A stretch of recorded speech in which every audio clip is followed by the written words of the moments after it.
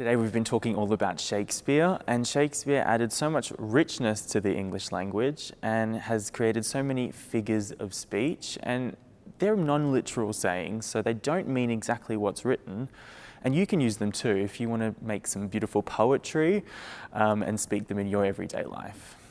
So a figure of speech that Shakespeare uses often is a simile.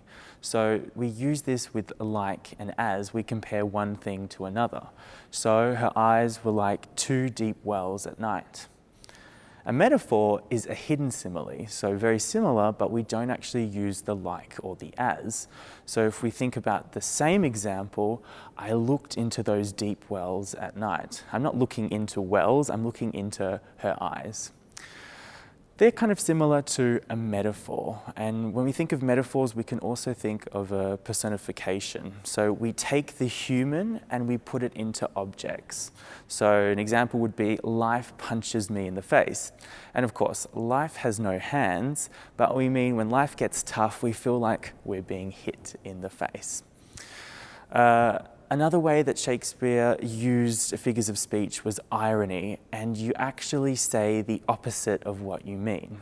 So imagine you're sitting at a restaurant and you've ordered a steak, and the waiter brings out your steak and it's huge, it's really big. Well, you can say, oh my God, this steak is tiny, and you're being ironic. And Shakespeare used a lot of puns. He was the king of puns. So puns are funny expressions, and you use the double meaning of words.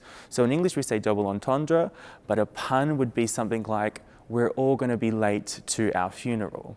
So that plays with the idea of being late, not being on time, and we also use the word for late if we want to describe dead people. So yeah, we're all going to be dead at our funeral.